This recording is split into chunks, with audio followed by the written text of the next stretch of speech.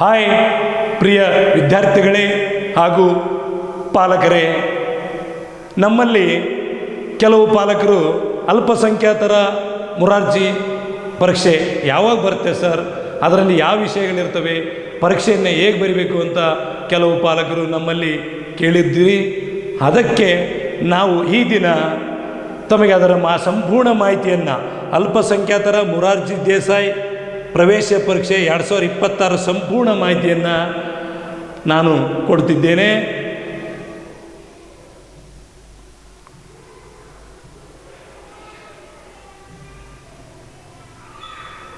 ಸೇವಾ ಸಿಂಧು ಪೋರ್ಟಲ್ ಮೂಲಕ 72,918 ಅರ್ಜಿಗಳು ಇಲ್ಲಿ ಮಕ್ಕಳು ಸಲ್ಲಿಸಿರುತ್ತಾರೆ. 72,000ಕ್ಕೂ ಅಧಿಕ ಮಕ್ಕಳು ಸ್ಪರ್ಧಿಸುತ್ತಿರುವ ಸ್ಪರ್ಧಾತ್ಮಕ ಪರೀಕ್ಷೆ.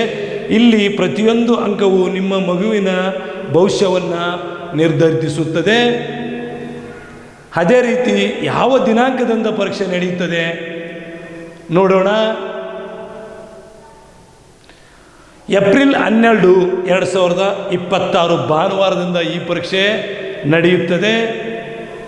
ಇದನ್ನು 2026-27ನೇ ಸಾಲಿನ 6ನೇ ತರಗತಿ ಪ್ರವೇಶ ಪರೀಕ್ಷೆ ಎಂದೇ ಪರಿಗಣಿಸಲಾಗುತ್ತದೆ. ಹಾಗಾಗಿ ಎಲ್ಲ ಮಕ್ಕಳು ಈ ಪರೀಕ್ಷೆಯನ್ನು ಬೆಳಗ್ಗೆ 10 ಗಂಟೆಗೆ ನಿಮ್ಮ ಎಕ್ಸಾಮ್ ಸೆಂಟರ್ನಲ್ಲಿ ಇದ್ದು ಪರೀಕ್ಷೆಯನ್ನು ಚೆನ್ನಾಗಿ ಬರೆದುಕೊಂಡು ಉತ್ತೀರ್ಣರಾಗ್ರಿ. ಈ ಪರೀಕ್ಷೆಯಲ್ಲಿ ವಿಷಯಗಳು ಬಗ್ಗೆ ಮಾಹಿತಿ ಕೊಡ್ತೀನಿ. ಕನ್ನಡ, ಗಣಿತ, ಇಂಗ್ಲೀಷ್, ಮೆಂಟಲ್ ಎಬಿಲಿಟಿ, ಸಾಮಾನ್ಯ ವಿಜ್ಞಾನ, ಈ ಥರದ ವಿಷಯಗಳಿರ್ತವೆ.